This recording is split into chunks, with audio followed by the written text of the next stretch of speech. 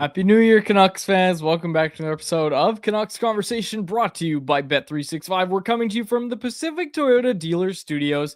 Visit shoptoyota.ca or visit your local Pacific Toyota dealer today. My name is David Quadrelli. I am joined by Harman Dial. A busy show today. We've got quarterfinals of World Juniors, so Dave Hall's going to stop by to chat about that, even though some games have already taken place. Of course, recording this at 2 in the afternoon on Friday afternoon. Man, what a way to start the year, right? Just started off with a obviously day off on Thursday, but a Friday, and then we're right back into the weekend. Underrated the days of the week that these holidays fell on.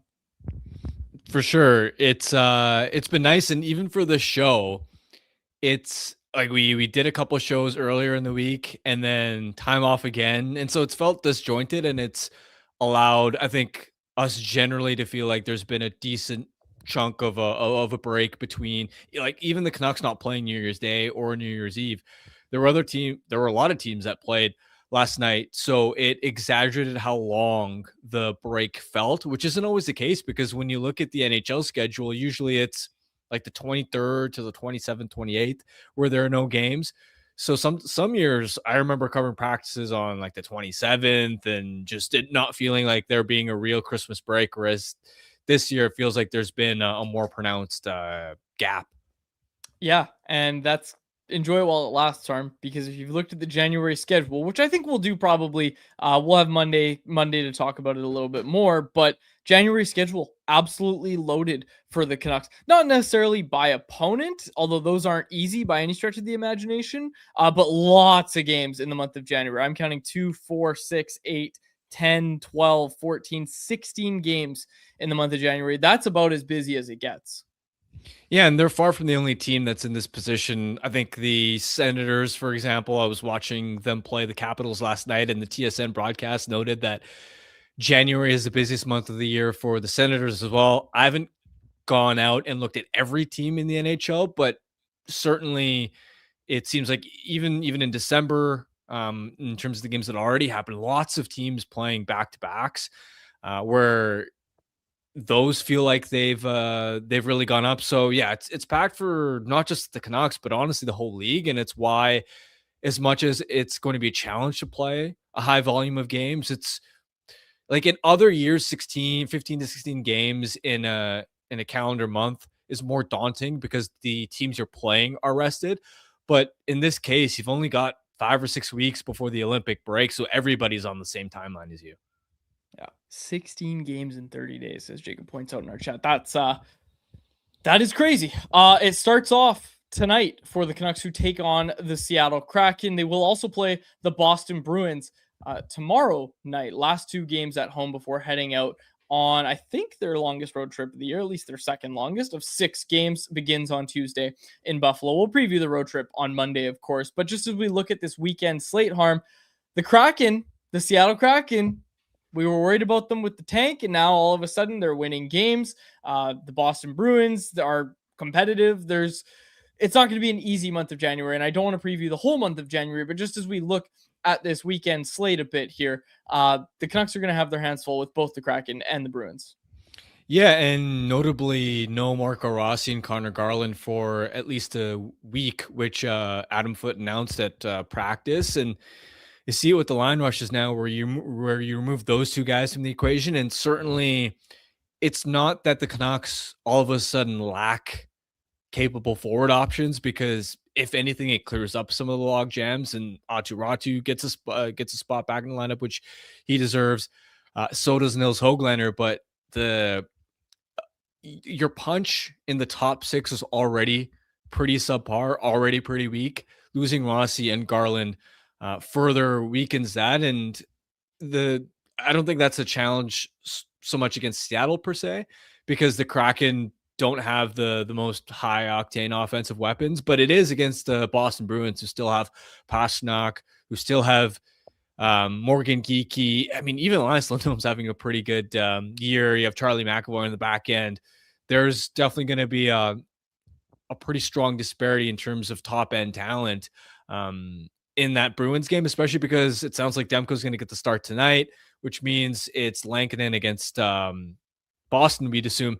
And while Lankinen's played really well his last couple of starts and arguably stole them that win against Boston.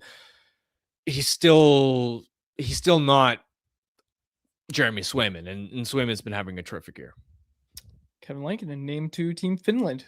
I didn't see Jeremy Swayman on Team Finland today, Harm. So, okay. So we saw it at Scenes from Morning Skate today. Sorry, did you have something, Jacob? Jeremy Swayman, not named to Team Finland, but he was named to Team USA. So. Were you really turned on your mic to tell me that Jeremy Swayman's not finished? Are you kidding me, Jacob? It was a joke. I know, but it's not a good joke, so I'm going to call you out for a bad joke. Okay, if you turn on your mic every time I make a bad joke, we'll never get through anything. Line rushes today. JPat pointed it out in Scenes from Morning Skate over at CanucksArmy.com. A fully attended optional morning skate. So we did get full line rushes. Jake DeBrusk skating with Elias Pettersson and Linus Karlsson on that top line. Evander Kane with Max Sassone and Brock Besser. Drew O'Connor, David Kampf, Kiefer Sherwood. You're not breaking up that line ever. Liam Ogren, Atu Ratu, Niels Hoglander. Same defense pairings as last game, with P.O. Joseph skating with Tom Verlander, Elias Pettersson on the outside looking in. We can talk about that a little bit more, I think, in anyone else. I'm sure there's going to be some questions about it, but that is your quick little game/weekend preview. I want to chat prospects. I want to chat World Juniors. Let's bring him in. Dave Hall. He's a presentation of our friends over at Greta, a great spot for all games, home and away, and a great spot, might I add, for January 10th. Vancouver versus Toronto, 4 p.m. puck drop. We're turning it around quickly from our last watch party. Come hang out with us again. It's a ton of fun. We've got great deals with the $333 on select drinks, $333 off select menu items, which includes the nachos, the wings, and of course the Greta Smash Burger, my personal favorite. Come hang out with us. To reserve your spot, text 604-256-4022. That number again, 604-256-4022, January 10th. Come hang out with us at Greta. All right, Dave Hall joins us now. Dave, everybody wants us to ask you about the NHL draft, but we know right now all you really want to talk about is the World Juniors. We'll get some draft stuff. I'm sure we'll slip in at least one. But World Juniors quarterfinals today. What have you seen so far in the tournament? What are you looking forward to as we kind of move into the elimination rounds? Yeah, before I go in, I just want to say, A, Happy New Year to everyone and you and your listeners. B, also $3.33 for drinks and burgers. You're not going to find a better deal. But yeah, to be honest, it's as always, it's best time of the year. World Juniors, if you're a prospects enthusiast, it's just so much fun. On a Vancouver Canucks level, it's been somewhat disappointing. Obviously, Basil Sansonens, he's been playing a ton as one of Switzerland's top 4 guys on the back end. But in terms of Braden Coots and maybe even a Wilson Bjork, who may have brought some more exciting offense, it's been a bit of a lackluster performance in terms of utilization. But regardless, Canada's by all accounts, they should be going pretty far here. And Braden Coots, although he's not, playing a ton of minutes, he's providing that solid bottom 6 depth and doing so with a smile on his face. So it is what it is now. To be honest, my eyes have been geared more towards the draft eligibles, if you will. So that's kind of what I've been focusing on. But always a good time. Let me ask you about those draft eligible guys, and what have been your notable takeaways among the players that are eligible to be drafted in 2026? Yeah, so at the top end, obviously you have McKenna, he's putting up points, but if you look at the points, a lot of them have either been against Denmark or have been on the power play, which has kind of been a thing that we've seen a lot over at Penn State as well. So, I thought he's been good. Obviously, he's shown signs of that. He's an elite talent. There's no question about it. He's got that vision that just most don't seem to have. Do worry about his perimeter play a little bit. He is a slight frame, and we've seen those players in Vancouver, and I'm definitely not going to write him off. I'm kind of, if this tournament has shown me anything, at least for that top 2, whether it's the Ivor Stenbergs or the Gavin McKennas, I'm not swayed by this tournament one way or another. I think both are justifiable in terms of who you're going to take. I think Gavin McKenna is going to be a great, offensive dynamo that you can market around as a Canadian club. I think he's got a lot of things going for him, but I also think Stenberg, if they take Stenberg over McKenna, I'm also not going to bat an eye over it. I think, Stenberg he's got those offensive tools, but he's also got that B and even C game into it, embedded into his game. He plays an all-around reliable style. And I just, like I said, at this point, I'm not swayed either or. There are a few other players that have really shown. I think Smits who's playing, just finished their game against Sweden, a huge defenseman from Latvia. I think he's been a really intriguing story. And even a guy, and I highlighted him in one of my articles right before the World Juniors, a guy like Thomas Shrenko on Slovakia. He's the kind of guy that, if they do keep that first round pick with Minnesota at the back end of the first round, he's a guy that I'm really eyeing on. And I believe before in the round robin, he co-leads the tournament in scoring. So he's definitely a name that I put out in my article, and someone that's really impressed me at the very end of that first round. So with McKenna and Stenberg, I got a two-part question. I think first of all, who do you have as your number one prospect if you were forced to make that decision right now? And secondly, I think we know generally a lot about McKenna's game, where he's got the game-breaking offensive talent, the most gifted player in terms of pure puck skills in this class. And then, the question marks are, okay, he's a little bit on the slider side. He's a little bit perimeter oriented. And he does play a bit of a riskier style. And obviously hasn't, he's had a good, but a non-elite NCAA season so far. But with Stenberg, we of course know that the numbers in the SHL have been historic. What can you tell us about his stylistic makeup and some of the pros and cons of what he brings to the table? Well, for Stenberg, I don't want to say I've leaned towards Stenberg because, like I said, at this point, I don't take, especially with a tournament like the World Juniors, I'm not really leaning on either way because I think I'm happy with whoever they take, McKenna or Stenberg. I think I'm just happy either way. I think with Gavin McKenna, you're getting that elite offensive, like I said, he finds seams that most don't see. But at the same time, I do wish that he would keep the puck on his stick a little longer. It just seems like he's always trying to force that play, always trying to force, he's great on the power play, but I just think when it comes to 5-on-5, I do worry about his ability to really take over and drive games, which is something that, we've seen from Vancouver Canucks as we speak already. And so I do think that he's got the potential to be an offensive dynamo and a top six threat. I'm just a little concerned that some of those stuff that, that we don't like in his game, just don't let him kind of break through and, or enable him to kind of take that next step at the NHL level. Whereas a guy like Ivor Stenberg, basically, he's almost the polar opposite with that skill still mixed in. Stenberg plays that all-around reliable game. He's trustworthy. He doesn't skimp on any of it. Like, he's got a motor that doesn't quit, and he's got that offensive pedigree. So while, like I said, I'm not going to, I don't really want to peg either or as my go-to guy. I'm sort of happy with either way, but I do think Stenberg right now is kind of showing a little bit more in whether it's the season, whether it's the World Juniors, whether it's everything. I think Stenberg has kind of taken that jump in my books as that number one guy. Getting some questions about Viggo Bjork. 5 points, 5 games. Where's he going to end up going? Because I feel like when we were talking about him, we were talking about him either being late in the first round, high in the first round. Now it feels like he's going to be middle of the first round. Is it kind of evened out there? Like, where do you think he's going to end up in this draft? He is one of those. Exactly what you just said. It's kind of one of those things where if we're basing it pure on skill, he's a top 5 player. Regardless, his vision is nasty. He's able to drive play, even though he's a smaller set forward. He doesn't play soft. He's small, but he's not soft. So, I'm honestly not too worried about that. But at the end of the day, we do see this is a standard thing. We saw it from Victor Eklund last year, where he went one pick behind Braden Coots at 16th overall, and he was supposed to be a top 10 pick shoe-in.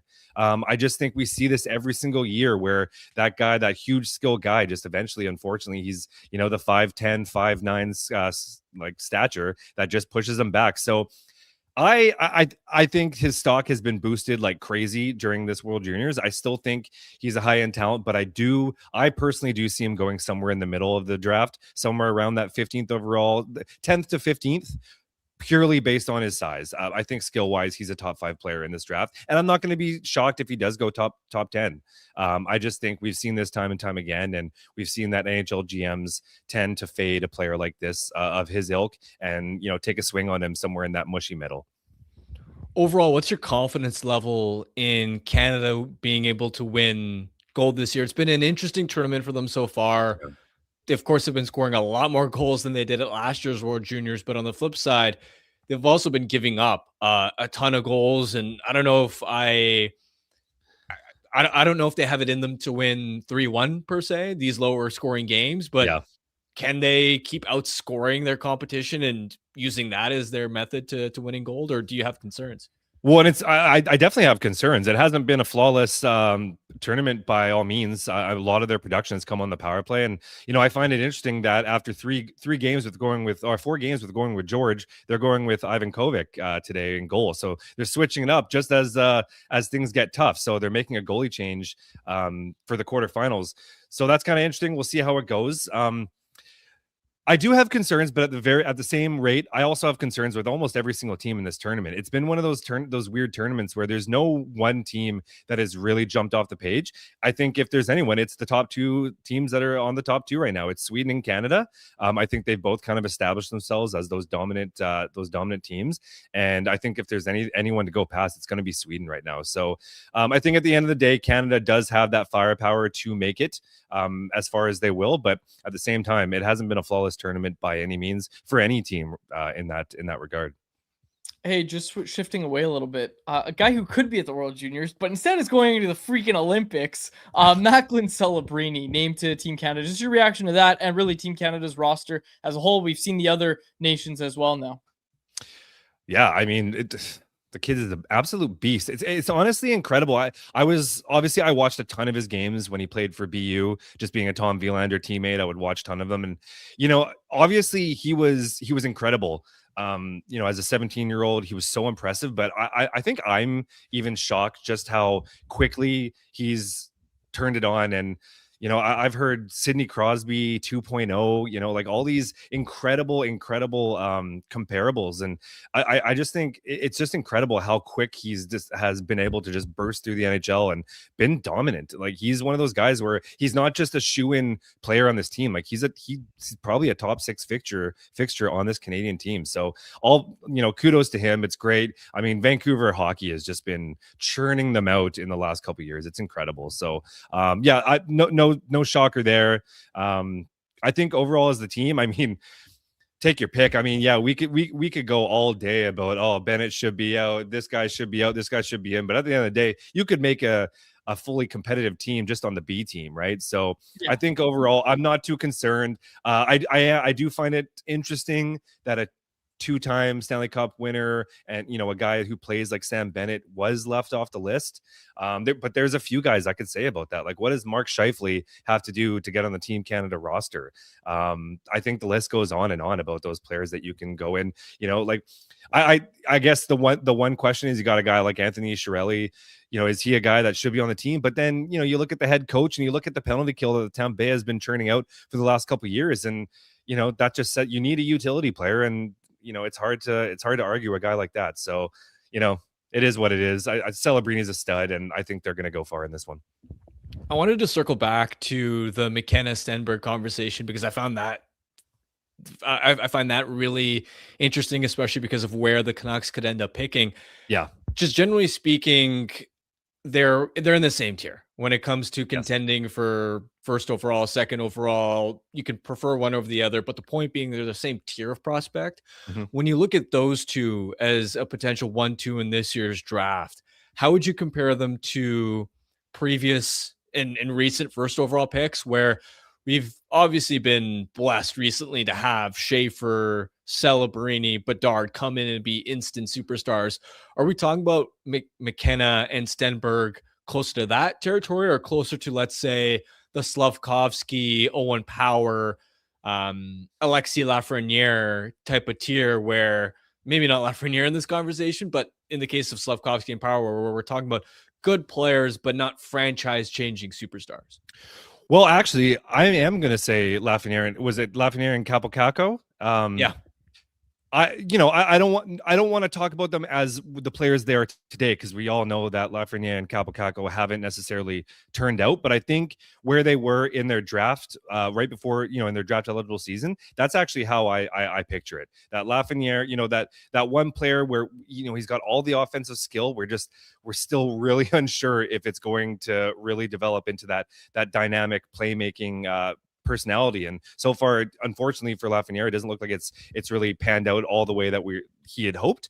And then Capocaco, who was that all around, kind of that bigger build, can kind of do it all, power forward kind of style. And I do think I will say this, now that I'm saying this, I do think Stenberg has a higher ceiling than Capocaco. But just in terms of that, I don't know if either of these players are going to be that, franchise altering forward that you kind of build around. I think they're going to be tremendous complementary top six pieces that they're definitely going to be a very important piece of the puzzle. And that's how I felt about Lafreniere and Capocaco, where you know that you weren't going to build around them like you were a Bedard or you were Macklin Celebrini. They're just going to be very complementary top six pieces. And I do think McKenna and Stenberg, each of them do have the potential to break through into that superstar status. I'm just not fully confident that either are there, which is why, fine, I'll just finally say it. I think I am convinced more on Stenberg. If I'm going to lean a little bit way, I just think he's as safe as you can get but still, you're still not leaving that offensive dynamicism on the table. I think he brings the all-around package, whereas I think Gavin McKenna, again, I'm not going to be upset if they do go with McKenna. I think he's got all the stuff. I worry that he just might not be able to bring it all into the same package at the NHL level. So for that reason, I think I'll finally admit, I think I'm leaning Ivor Stenberg. And I don't think you're the only one that in the industry has gone away from McKenna number one. Yeah. What I do find interesting with this McKenna conversation, and I'll preface this by saying I haven't done enough of a deep dive to proclaim one over the other. I'm still in the phase of trying to gather as much information as possible, talk to other scouts, watch these guys, that sort of thing. But I do wonder, do you think there's an element of McKenna's been the presumed number one pick for a really long time, and sometimes what tends to happen is we tend to pick apart that player's flaws, and especially in the case of McKenna, like you reference those concerns and they're valid, right? Like I understand the perimeter oriented play and this and that, but ultimately we're talking about a 17-year-old that has put up 8 points in 4 games at the World Juniors. And it wasn't just all against Denmark. He had 4 points in the first 2 games before that Denmark game. And you could say, oh, it's power play production, but at the end of the day, you need an elite power play one kind of game breaker. And to be doing that at 17 years old is pretty rare. And then I go back to even, his NCAA campaign with Penn State. And yeah, he's had an underwhelming year relative to expectations. But what does it say that as a kid that just turned 18, he's still been over a point per game? We're not talking about a guy that's got like 10 points in 18 NCAA games. He's still got 18 points in 16 games. And the year before as a 16, 17-year-old in the dub, 129 points in 56 games in the WHL. Like we're talking about like historic elite production before this season. And like, I personally have been blown away by him at the World Juniors, especially considering his age. Like, do you think there's, we've been nitpicking some of the flaws a little bit too much with McKenna? Yep, I do. Absolutely. It's going to happen. And, bringing it back to Penn State, like not only is he over a point per game, but if you actually look at the roster, he's not playing for Michigan State where Anthony Romani is playing right now. Just absolutely stacked. Penn State is full of a lot of guys, a lot of undrafted, a lot of older 20-year-olds, 21-year-olds, 22-year-olds that, might carve out a role as a tweener. So, he's the overall, like Aiden Fink has been injured most of the season. So he's really been looked at as the go-to offensive driver on that Penn State team. And yeah, he's been 17. He's been doing this. So I think you're absolutely right. I mean, it's hard to look at his stats and not just be in awe over that stat sheet that he put up in the Moose Jaw. And so, the WHL. I do think, and not only do I think he's being nitpicked, but I also think there's going to be a lot of pressure. Let's just say say Vancouver Canucks get first overall, and they have to make that decision of fading a Canadian kid who they haven't had in a while, that offensive dynamicism, who yes has a little bit of some quirks about his game, and then you take another Swede. What happens if McKenna proves everyone wrong and he does go into that elite playmaking kind of tier of players? So I think we absolutely have been nitpicking his game, and I think it's rightfully so. You know, I think they are valid. The fact that, you know, we've seen time and time again the player that just, you know, the perimeter. We're seeing it with Jonathan Lekkerimäki as we speak. You know, a guy who's just got all the talent in the world, but just can't seem to break into that NHL role because he just can't get into the inside and doesn't have that power. But then again, you look at a guy like Mitch Marner, who had the exact same issues as a winger growing up, right? You know, all the knocks on him were the exact same thing. Too small, too much on the perimeter, can't, you know, just won't be able to make it through. And look at him now. He's not only made it, but he's one of the premier defensive forwards in the game in terms of that, you know, superstar level. So I do think he's been nitpicked a lot. I do think it's still extremely impressive what he's done, and I don't think it's something to take lightly, which is why I don't know if you even want that first overall pick. It's almost probably easier just to have number 2 and just let someone just make the decision for you and just take take the scraps, if you will. It's going to be stressful. I only say Ivor Stenberg just because, you know, I am really impressed with what he's done, and I just think he's got that. There's 2 things that I always look for in a prospect, and the number 1 is motor. You just can't teach work ethic, and I think Ivor Stenberg's got that and then some, and that's what I love about him. And so, but like I said, at the end of the day, it's going to be an extremely difficult decision. 2 is the spot you want. I was just going to say that. We're talking about all those teams, like Jack Hughes goes number 1, Capo Caco goes number 2. Nobody's faulting the Rangers for taking Capo Caco. Oh, come on. This is no. You want the number 1 pick. You take whoever you think is best, because you don't want to you want to be the New York Rangers and take, we'll just take Caco. No, you want Jack Hughes. Make the decision. I guess that's a good point. Trust your scouts. Take who you think is the best prospect. Yeah. But don't be afraid to make a mistake. I just thought, easiest way is to get number 2. But I like your thinking, Harm. I like your thinking. Yeah. Dave, I always ask you this, but we get to talk to you. I always try to ask you any Canucks prospects, takes, or news that you're just itching to get off your chest that you want to talk about? Riley Patterson. Okay. He's been dominant, and yes, there is the argument that a lot of the league's top players have been at the World Juniors, and that is totally valid. But he's been on an absolute tear. 19 points in the month of December to take Player of the Month in all the OHL. He's really found a nice little role at the center position, which is something that really strikes me as impressive, because last year I honestly didn't even consider him much of a centerman at this point. He had been playing on the wing for so long, but now that he's been able to post over 50% on the faceoff dot as a right shot center. He's now 5th in OHL scoring. You know, still a long-term project with tons of stuff to work on, but at the same time, he is a prospect that I'm leaning towards we might even see him in Abbotsford by season's end. So and Niagara, you know, they're kind of a middling team. I think they had aspirations to be strong when they traded for Patterson over the summer, but they've kind of been a middling team, so they might not make it too far. So he could be a name that we see in Abbotsford as soon as this spring. So Riley Patterson, book it. I love it. This is why I asked. I wouldn't have written down Riley Patterson in my questions, even though I did edit your article about Riley Patterson winning OHL Player of the Month, but I completely forgot. So good job, Dave. Thank you. I've always just liked his game. I just think he's nice and versatile. He's a right-hand shot, now a center. I just think he brings, I don't think he's going to be any sort of game-breaking entity, but he can score. He's got vision. I just like his game. So we'll see how it goes, and hopefully he can transition. Does he have a relatively high floor, do you think? Yeah, that's the kind of player that I would think so. You know, not an incredibly high ceiling, but a decent floor that at least has him being a high contributor at the AHL level, which, you know, you know me, whenever I think prospects, I'm not always just looking for who's going to make Vancouver Canucks at the end of the day. Like, I just think organization wise, and I think he's a player that I think could make some waves on this team and maybe eventually punch out a role. It's the same with Gabe Sherratt. Like, obviously, you know, Gabe Sherratt's not going to be this high. Oh, he also was traded, by the way. That's another piece of news. 8 picks. Did I see?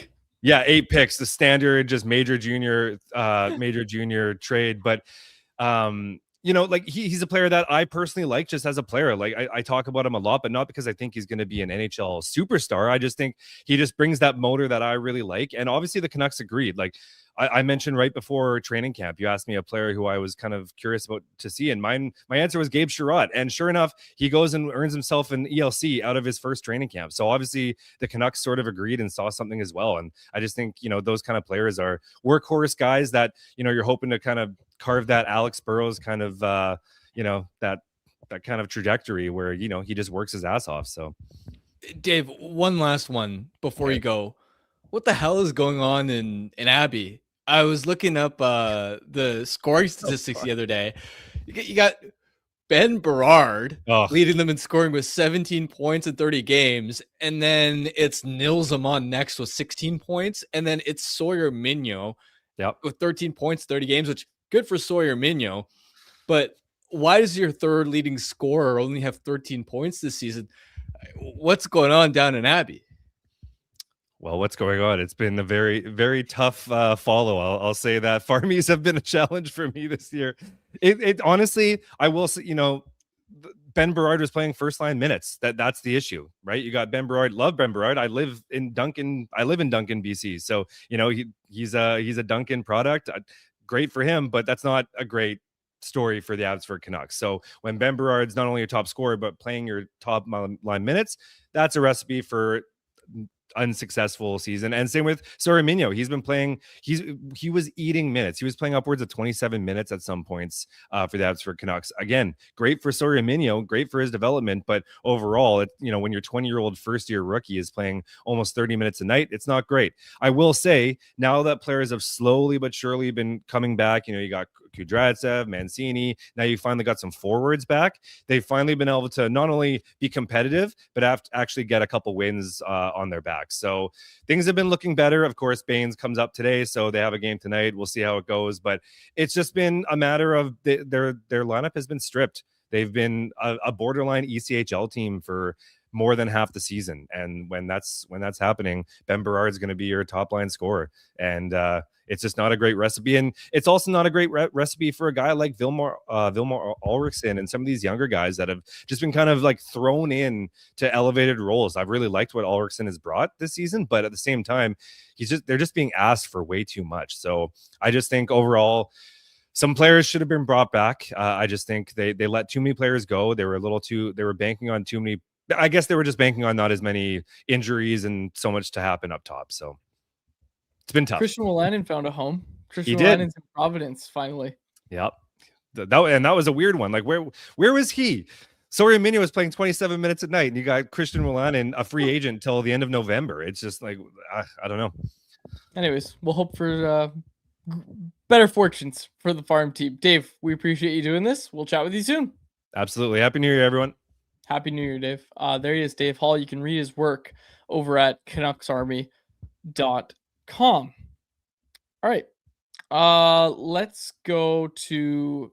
Do you want to make the predictions part of anyone else? I feel like that's a good use of our time. All right, then let's do it. Let's get to anyone else, which is a presentation of our friends at Pacific Toyota Dealers, and more specifically, the Toyota Prius plug-in hybrid, a no-compromise approach to electric vehicles that offers the best of both worlds. Drive up to 72 kilometers on battery alone, enough to get you from downtown to the rink, the grocery store, and home to recharge.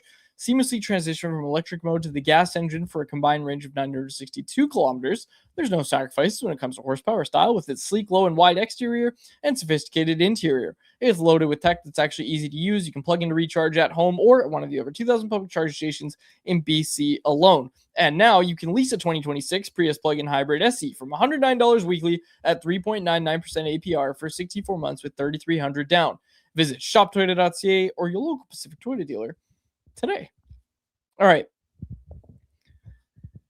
Anyone else? We've got Olympic rosters. We'll get some listener questions as well, so load up the chat with those. But Olympic rosters have been unveiled. We heard Canada already. I think we gave some good reaction to Canada. I wanted to read this. All right. Jeff Blashill, the head coach in Chicago, was asked about Connor Bedard being left off the roster, and I really appreciated the level of conviction in his answer. Did you see this? Do you know what I'm talking about? I didn't. No. Okay, I'm going to read it. So don't worry. You're going to hear it. The listeners are going to hear it. I just really appreciated it. We'll get to US, we'll get to Sweden, Finland, we'll get to those teams right after. We're not going to talk much about Canada because we already talked about their roster, but one thing we talked about was that Connor Bedard is not on the team. This was the answer from Blashill, and I loved this. I loved this level of conviction in his answer. That's the word that comes to mind, conviction. He said, I have a ton of respect for how hard these decisions are. Honestly, Canada, the US, Sweden, you have a lot of really good players that you're going to ultimately leave off these teams. The one thing I would say is I don't think the rest of the league knows how good of a two-way winning hockey player Connor has become. That's the one thing, and I don't know why. Maybe it's based on previous years, but I don't think they have a full understanding of how good a winning hockey player he is today. I've read some things about defensive metrics and things like that. I would tell you, I've studied those things tons, and I've never seen defensive metrics that I trust to say to me whether or not a guy is a good defensive player. I don't think they judge what they're supposed to judge yet. I don't think we're there yet. We're all working to try to get there, but we're not there. The metric that I trust is your impact on winning. The reason why I know he's a big-time winning hockey player is when he was in our lineup, we were 1 point out of the wild card, and since then, we're 1-6-1. That's the impact he's had. You don't have that impact if you're just a point getter. You only have that impact if you're a true two-way kind of winning player, and that's what he's become. I'll say it. If I'm guilty of being one of these people who doesn't think that Bedard's defensive game is ultimately what was going to hold him off of Team Canada, maybe I'm wrong. Maybe I haven't watched enough of Connor Bedard this year. I'm a fan of him being there, but I have to admit on Wednesday when we were talking about it, like I understand it to some extent. I still would have had him on the roster, but like I understand their thought process. I just really, really like that answer from Blashill. For sure. And I think with Bedard, the tricky part is that transformation has happened this season, which is half a year.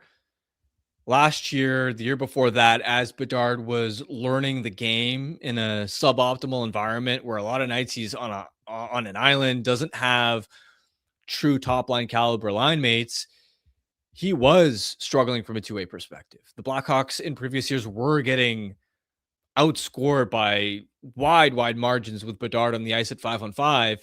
And especially as a smaller forward, there's that concern.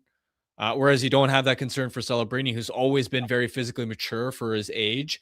And then secondly, even from a puck management standpoint, do you remember, was it last year that Bedard's puck management, some of his turnovers were being roasted on TNT as a little bit of pawn hockey, and like some of it was valid, right? It's been this year that Bedard's taken that step. And so, yeah, when we reacted to Team Canada's roster the other day, we were both very clear that we wanted to see Connor Bedard there. I like the conviction in Blashill's answer. It's just it's just a matter of it's only been half a year, and reputation is a lagging indicator. And in this case, fortunately, there hasn't been a long enough sample size of it for Team Canada to be 100% confident that he is fully up to snuff as a two-way player. U.S. roster. Let's dive into that one first, okay, Arm? Headlining it, well, not headlining it, but Canucks fans would like to know, JT Miller makes the team. That was kind of one that we were wondering about. It was reported that he was going to make the team. He's there. Vincent Trocheck's there as well. They do, in fact, leave Jason Robertson at home. Your reaction to this U.S. roster? Yeah, look, the roster's loaded, but I do think Bill Guerin made some mistakes in building it. Leaving Jason Robertson at home is a massive one. He's been an elite goal scorer, and to me, I don't understand why JT Miller should be on this roster. To be honest, I don't think his play this year has warranted that level. Like, he's got 22 points in 35 games. It's not like you can point to him as, oh, he's a defensive ace, so we need him for that purpose. I think this is a case of Bill Guerin falling in love with some of JT Miller's old school, like throwback, the meanness, the physicality, the little bit of the FU attitude that Miller has that appeals to old school hockey executives, which I do think Bill Guerin tends to lean a little bit in that direction. I would 100% have had Jason Robertson on this team over JT Miller or even a Vincent Trocheck, who, yeah, he's great in the faceoff dot, but Trocheck's not having a phenomenal year by his standards either. I'm at least glad they picked up on Tage Thompson. That would have been, like that would have been an egregious miss if after Four Nations they again left him off the U.S. roster. Yeah, I didn't love all of the Americans' picks here. Even I was thinking about this more, even leaving off Adam Fox in favor of Seth Jones. And I know Seth Jones was brilliant in Florida. And look, Seth Jones would be a lock to make Team Canada if he was Canadian. We know that the right side of Canada's blue line isn't as deep. However, with Adam Fox, despite him having 4 tough games at Four Nations, we're talking about a player that has won an Norris Trophy and this year has been playing at an elite level. Like, he had the exact bounce back year that he needed to deserve to be at the Olympics. Now, not saying I necessarily would have had him in my top 6, but as one of my 8 defensemen, I personally would have wanted Adam Fox there. I think there's it's tricky, right? Because you're trying to weigh what happened at Four Nations, but you also can't overlook the larger body of work where Adam Fox has been an elite defenseman in this league for several years now. And he had 4 bad games at Four Nations. Yeah. I think that was a bit of a miss as well. Though it doesn't really matter because I would still take the Americans' blue line over Canada's right now. Yeah, again, we were talking a lot about the U.S. blue line. Again, you're going to have 3 really good pairs. Like, their third pair is probably going to be Werenski-Jones. Like, Werenski-Seth Jones is probably going to be their third pair. The guy who was the runner-up for the Norris last year is going to be on the third pairing. That's an embarrassment of riches. There's no other way to put it. Okay, in net, Canucks fans would like to know. No Thatcher Demko. That was going to be a long shot. He's probably one of those guys that, as we found out recently, they need to keep getting They need to keep going through the Olympic testing to stay eligible for the Olympics. So Demko's probably one of those guys. Jason Robertson's probably one of those guys that's just kind of on standby. We talked about a lot of those for Canada. So it'll be interesting to see how it all kind of plays out in the end. But this is the U.S. roster. It's a pretty good roster. But yeah, I think they did leave some meat on the bone. I think they left, Jason Robertson's a big one. Robertson was the obvious one. Robertson's the one that really should be there. You can make an argument for the other guys, but Robertson is like, okay, that seems like a miss. And that one might come back to hurt them. Like, that one might come back to hurt them in the end. But we'll see. All right, let's go to Sweden. Elias Pettersson named to Sweden's roster. Leo Carlson, of course, is going to be there. No real surprises with the Swedish roster, I don't think. Oliver Ekman-Larsson Maybe made Pontus it. Holmberg. Okay, yeah. For him being there, right? Yeah. Who am I missing that should have been there instead of him? I haven't fully looked into all the names, but Eklund in San Jose, though that wasn't a massive surprise because he was also left off Four Nations. So especially as a smaller body, I wasn't expecting him to necessarily get the nod. But yeah, I still think it's a bit of a surprise that Pontus Holmberg made it. I think he's had a terrific year in Tampa as a bottom 6 player, where I imagine if he even does dress, it's going to be in a 4th line role where he's a big body.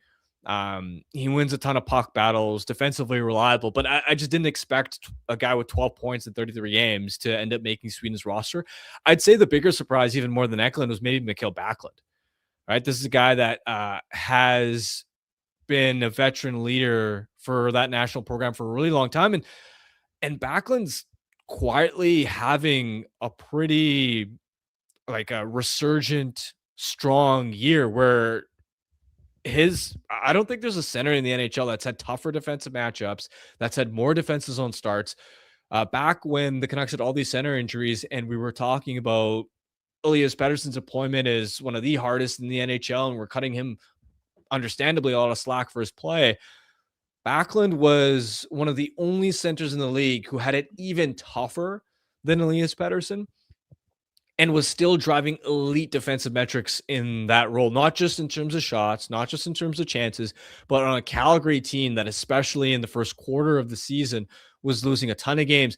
There were still outscoring teams in Backlund's minutes because just his goals against rate was that low. And then recently, I don't know if you've been keeping up, but he's been a massive part heating up offensively for the Flames. I want to look up for the season as a whole. He's on pace for 50 points, but he's been riding a really hot month of December as a whole. I can't load up the exact numbers, but he's got a 1, 2, 3, 4, 5, 6 game point streak. Like the offense is coming too. So to leave him off that roster was like I would have had him on that roster over Alex Wenberg. Put it that way. I didn't know Alex Wenberg was Swedish. What did you think he was? I actually thought he was American. I thought he was one of those players that was American but had a come Swedish last on. name. No, I'm not joking. That was one of my You're surprises. serious? Roster surprise. Alex Wenberg is Swedish. But Backlund, that's an interesting one because I didn't realize he was. I knew he heated up and I knew he was part of why the Flames were winning games, captain of that team, of course. But I didn't realize it was that level of impact. And again, you also bring up something we talked about with Team Canada, a guy like Drew Doughty, like the Olympic experience. I'd have to look it up. Michael Backlund's been at the Olympics before, has he not? Yeah. And the offense, 18 points in his last 23 games. He's a good face-off guy, elite defensively, got all the experience in the world. And again, we're not talking about taking him over Elias Pettersson. We're talking about taking him over Alex Wenberg. The bar isn't especially high because the Swedes, due to William Karlsson's injury, he would have been on that roster if he was healthy. He isn't, and therefore he didn't make it. But we know that Sweden up the middle, that's their weakness relative to Canada and the United States. And to still see him not on the team, I think Backlund not making it was one of the biggest surprises for me. On the blue line as well, Oliver Ekman-Larsson, amazing story. Really glad that he's been able to turn it around since being bought out in Vancouver, where it looked like, does he have a couple of years left in the NHL, 2 or 3? Are his days as a top 4 defenseman completely over? Goes to Florida, rebuilds his value, and then since going to Toronto, has been a really reliable player for them. However, I think it was a miss leaving Simone Edvinsson off that roster. Just a towering defensive presence. And to me, Ekman-Larsson, he's been good offensively, but you've got enough offensive options on that blue line. And I would have loved to bring Edvinsson, who's 6'6", 6'7", just the amount of space that he eats up. And I don't know how much you've watched Detroit, but Edvinsson and Seider in a pair together, they've been one of the best top pairs in the NHL this season. As much as Ekman-Larsson has been solid, I would have liked to see Edvinsson there with his length and his mobility and how much of a defensive stud he is. I would probably keep Ekman-Larsson just because, like, a veteran leader, like, we're going to be well liked in that room. Been there before, important. I think that's an important part of the equation. Also would be leading the Canucks in points right now. I think that's worthy of mentioning. And I know you talked about the offense, but he's been an all situations guy for Toronto, and he's been a really, really good piece of that team this year. And I also think, honestly, Harm, I think the years in Vancouver and the last year in Arizona, I guess, I think in league-wide circles, those are going to be viewed as a blip on an otherwise really, really good top 4 guy. I think those are going to be viewed just as an anomaly in his career. Like, I think because he was so bad in Vancouver and we got a first row seat to it, like, there's a lot of people I know around the league that are just wondering, like, how did he have so much trouble in Vancouver but figure it out as soon as he was away from them? And again, this is a guy they paid to get him. This is a guy that was like a Norris candidate in Arizona as well. So what I'm getting at is that Broberg was the name that I was looking at and saying Edvinsson instead of Broberg. You want a young defenseman there? Simone Edvinsson's the guy that I would have brought over Broberg. But I didn't even. It's funny you brought up OEL because I never even looked at OEL as like a potential, like, shouldn't be on the team. I would rather have Broberg there than Ekman-Larsson, to be totally honest with you. I think a lot of Ekman-Larsson's value has been offensive this year. And to me, when you already have the blue line with Dahlin and Erik Karlsson, I mean, those are your top go-to offensive guys. And while Ekman Larsson's been fine defensively, it's not elite in that regard. And that's where I think Edvinsson is just like, to But is me, Broberg like this? Now this is a Broberg versus OEL thing because we both agree Evansson should be there, but Broberg's not like miles better than OEL defensively, not from what I know at least.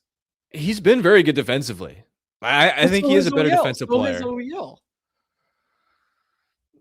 He's been fine defensively, but put it this way, Broberg's probably been the Blues' best defenseman this year. Like, I know the point totals don't reflect it because he's got 13 points in 41 games, but you're not bringing Broberg there from that like to put up points. Like, you have enough offensive drivers on that team. Again, I'm not saying it's like, oh, I can't believe OEL made it. They shouldn't have brought him. But to me, I wouldn't have picked him. Fair enough. And I don't think it's not a really egregious miss. I just think that there are better stylistic fits based on the defenseman you already have on that Swedish blue line. All right, let's go to Finland. Kevin Lankinen named to Finland. We knew the goalies, what they were going to be, same as Four Nations. This is a very similar roster to Four Nations as well, actually, we should mention. But Ukko-Pekka Luukkonen and Jussi Saros are the other goaltenders with Kevin Lankinen. Lankinen's probably going to be Saros' backup at this tournament, just like he was at Four Nations as well. Up front, it's just a really, really similar roster to what they had at Four Nations. I looked at it. I don't think they're leaving anything. I don't look at this one and say, wait, I'm sorry. Did I see, why is Jason Robertson on this roster, Jacob? Do you see this? Is this a joke? It's J. Asen Robertson and it's 2 A's with umlauts. You know what's funny? I pulled this off of like TSN's Twitter, so I don't know why that's there. But that's so funny. That's hilarious. Yeah, I did see a meme. Like someone put the little mustache, like a yes, I saw that meme. Jason Robertson, and it's like Jason Robertson from Finland is coming to the team. That's really funny. This is the actual TSN graphic. That's hysterical. Unless, like, sure, it's possible that I pulled one.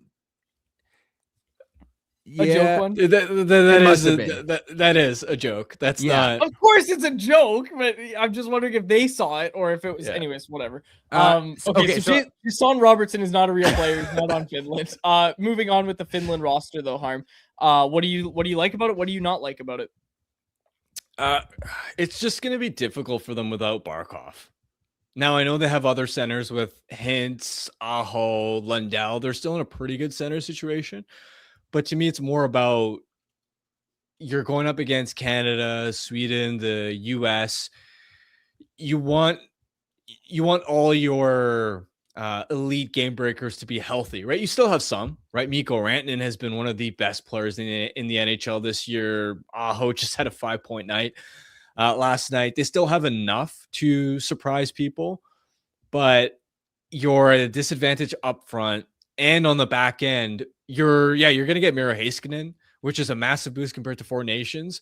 But let's be honest, after Heiskanen, it's and like Lindell, okay, you're still talking about Lindell as a top tier shutdown defenseman. But after that, when you get to Matt and Paolo and Ristolainen and some of these other names on that Finnish blue line, Oli Mata, it gets thin really, really quickly. And so the Finns will obviously still be competitive, and you're hoping that because the forwards that they have are still, even without Barkov, two-way oriented, and you got Heiskanen and you got Saros, you're hoping to grind out some lower scoring games or games where you're able to keep things close at 5-on-5, and then hope that on the power play where you get Rantanen, and he's been like Mikko Rantanen on the power play is something that I'm really excited to see at the Olympics. We've seen it at the NHL level, but to see him cook in that environment as well, like that is going to be the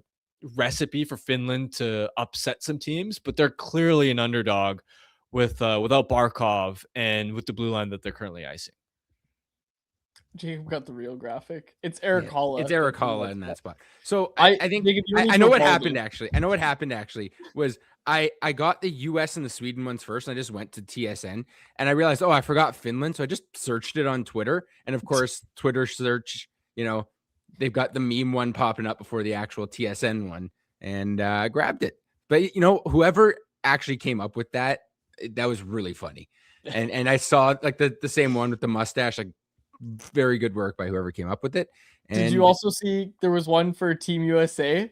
It was of Kaprizov, and it's like Kyle Kaprasson of Michigan, and it's like Kaprizov with a mustache on. Oh yeah, good stuff. Yeah, thank you, Jacob. I'm gonna have a good laugh for a long time about Jason Robertson. All right. Okay, I want to get some predictions in as well, Harm. We're going a little long for a game day, but it's a Friday show. We haven't done a show for 2 days. As we ring in the new year, I thought it'd be fun to just kind of do some predictions. Jacob's going to write all these down for both of us. And Jacob, anyone you want to participate on, feel free. But Jacob's going to write these down for us, and we're going to look at them because it's like a time capsule, right? Because we usually look at, and for good reason, we look at hockey through the lens of season. So you had it's the 25-26 season, but when you look at a calendar year, as I did recently over at Canucks Army with our countdown, you remember things like, oh my gosh, they traded JT Miller and all this sort of stuff happened. They drafted Braden Coots. All that stuff happened. But when we look at just the lens of the season, nobody's going to talk about the JT Miller trade. So let's look at 2026 as a whole and give some predictions. I gave you guys some prompts of what I'd like to do. So 2026, they have the rest of the year, obviously. Where will the Canucks finish in the standings for this season over the balance of the season? Jacob, put me down for 30th. I think they're going to hold at 30th. I don't think they're going to bottom out. I don't think it's going to go 32nd. I think they're going to go 30th. That's what I'm saying for where they finish in the standings. I'm going to say 31st. Nice. And where they draft. That's another one. Where will they draft? So you think they're finishing 31st. Where are they going to draft? Third I'll overall. tell you. You said third overall? Yeah. Okay, because I was going to say 30th. I've got them at 30th. Write it down, Jacob. Canucks win the draft lottery for the first time. They finish 30th. They get the first overall pick. I like the optimism. Yep. But I always think when the Canucks have a poor year, the most likely outcome is they fall at least one spot. So I have them down for third overall, despite finishing 31st. Okay. The interesting thing with that conversation, by the way, you look at the standings, the 1, 2, 3, 4, 5, 6 worst teams in the NHL are all in the Western Conference. Oh yeah. Yep. There is not there's not a single team in the Eastern Conference that has a points percentage below 500. Like, look at the overall standings in the playoff picture as well. It's very funny. Like the 24th place team is in a playoff spot and the 13th place team isn't. Yeah, it's been pretty crazy. Pretty shocking. Okay, who will the Canucks draft? Put me down for Gavin McKenna. Okay, I'm assuming McKenna and Stenberg are off the board. At third, yep. I will say Tynan Lawrence. He's expected to go in that kind of next tier. And because he's a forward, I think the Canucks, all things being equal, would prefer to take a forward rather than a defenseman like Keaton Verhoff. How many first-round picks will the Canucks actually use at the 2026 draft? Put me down for 2. I think they acquire a third. They're trading one of these picks. There's no way they're keeping all 3 of their first-round picks. I don't think so. Write me down for 2. I will also go for 2. Okay. All right, last one. This is a fun one because we found out recently the Canucks made, what did we say, 10 trades or 13 trades? In the 10, I think it was. 10. Yeah, how many trades? 10 in the last calendar year. Yeah. How many trades will they make in the year 2026? 12. I'm going with somebody, I can't remember who it was. Somebody did a tracker of how often Jim Rutherford makes trades, and it was about once per month. So a little bit below that pace in 2025, which is ironic because that was also the year where, of course, Miller and Hughes got traded. But we're anticipating at least a couple of moves ahead of the deadline, and then they have some extra picks, which could mean more trades. Put me down for 12. I like it. I'm gonna go 13. I'm gonna say it gets really crazy up in here. 13 trades. Write it down. All right, Jacob, you got all that? Yeah, I got all of that. Interesting in the chat, some people saying that multiple people thinking that Verhoff's going to go second, in which case Could happen. Stenberg would drop for. If the Canucks are True. picking third and Stenberg drops to third because whoever's picking second wants the big defenseman in Verhoff, that could be a perfect situation for the Canucks. Again, where, you know, we know they're going to finish 31st or 32nd. They drop in the lottery. Fans are going to be upset. And if one of those top two drops to them because someone drafts for need with a defenseman at number 2, that could be a very good situation. And just that top 4 in general, it's not just Stenberg versus McKenna for the number 1 pick necessarily. I think those are the 2 favorites, but they're not industry consensus necessarily, where, for example, when Corey Pronman did his most recent draft rankings over at The Athletic, he had Tynan Lawrence number 1. Now, I think that's a hot take. I don't think there would necessarily be a ton of people that agree with Lawrence number 1. But the point being that the top 4 could go in any conceivable order. And if you're in that top 4, you're not really complaining. Yeah. Although you'd like a top 2 pick. All right. Yeah, I think that's before you go on, Quads, saw a question in the chat here asking about like picks that the Canucks have outside of the first round. So currently for the 2026 draft, they have 2 firsts, a second. They do not have a third. That was in the Nikita Zadorov trade. So Calgary has the third. They have a 4th, 5th, 6th. They don't have a 7th because that was in the Vitaly Kravtsov trade. So no 7th round pick currently. Now, if they sell off all their UFAs, you got to figure they're going to recuperate a 3rd at some point. They almost certainly would recuperate a 6th or a 7th again. So currently they have the 2 firsts, 2nd, 4th, 5th, 6th. Thank you, Jacob. Appreciate that. I didn't know they didn't have a 3rd round pick. You got to get that back. You got to recoup that. All these people that are like, oh, don't trade this guy because he'll only go for a 3rd. You got to get a 3rd round pick. Come on now. Speaking of which, I wrote about this over at Canucks Army. Oh, we haven't published it yet. I'll have to publish that soon. I wrote about our conversation, Harm, that we had on Wednesday's show about Drew O'Connor. I am 100% on team trade Drew O'Connor. And I literally put the article out today because if he doesn't get a point tonight, he's no longer on pace for a career high in goals and points. And that helps my story a lot. So I put it out today. I am firmly on team trade Drew O'Connor, even if it's for a 3rd round pick. Like I don't know. If maybe it's for a 3rd, I probably wouldn't do it because I'm like, I could just hold on to him and get a 3rd for him at next year's deadline anyway. But if someone offers me a 2nd, I'm doing that in a heartbeat. Yeah, okay, fair. But I also look at it from the perspective of what's Drew O'Connor doing for you right now. And if they go into this year, if they go into next year with what we basically have agreed is going to be the mentality of, if we're good, the rebuild's over. If we're bad, we're still rebuilding. They're going to just keep Drew O'Connor at the deadline next year. I don't trust them. Yeah, well, let's be honest. I don't see this team being playoff competitive next year. I just don't. That's fair. There isn't enough top end talent. Look at this top 6 forward group and tell me that they're gonna.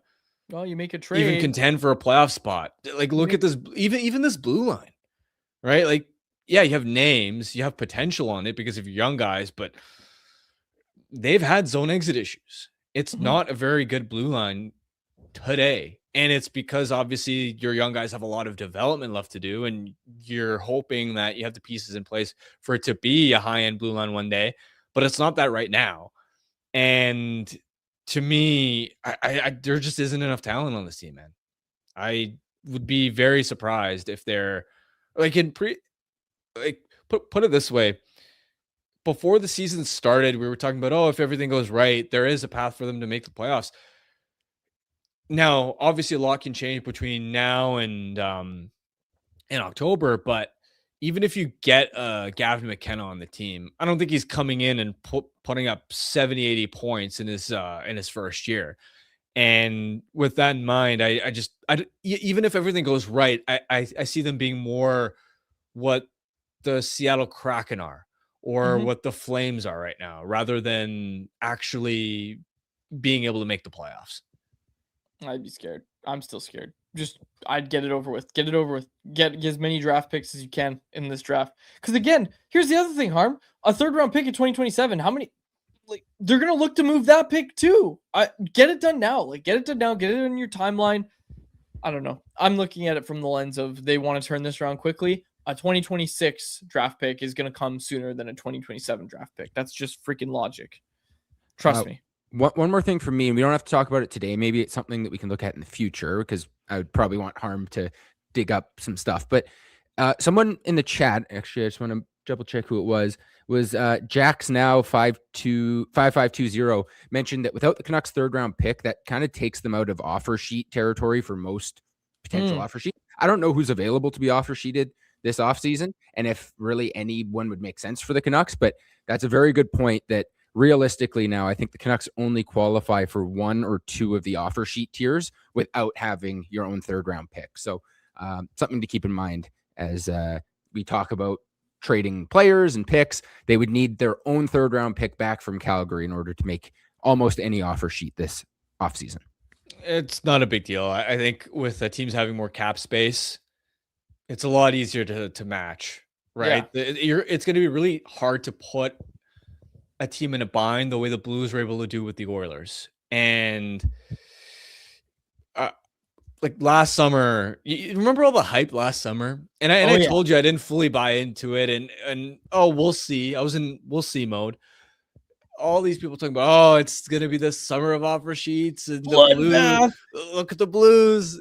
They're reaping the rewards of Broberg and Holloway, and then nothing happened. So I don't think it's a big deal. And honestly, a team that should be in rebuilding position anyway, they shouldn't be throwing, I don't think anyway, picks around to bid on young RFAs anyway. Absolutely. All right. Anything else?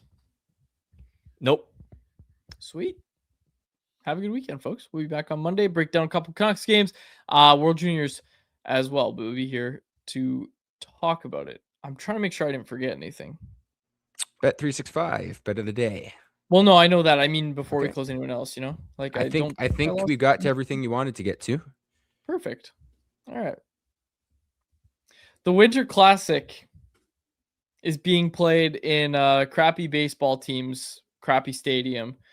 The New York Rangers take on the Florida Panthers. Okay, so can you explain this to me? I haven't followed the specifics of the Winter Classic too much. Why do people hate on it so much? Hate on the Winter Classic or hate on this one specifically? It's in Florida. Indoors. Okay, and indoors. There's no roof open. It's not actually. No, they said the roof will be open. That roof doesn't open. Yeah, Lone Depot? No, it doesn't. Yep, it does. It's closed 90% of the time for baseball because it's always hot and humid, and I don't know. In Miami, the roof does open. To me, if it's cold enough and they can have proper ice, it's cool to me that you could have a Winter Classic there in Florida. Wait, so the roof is going to be open in Florida and a Winter Classic is going to be played? Yeah. You're sure? 100%. They've already said unless it starts raining, the roof will be open.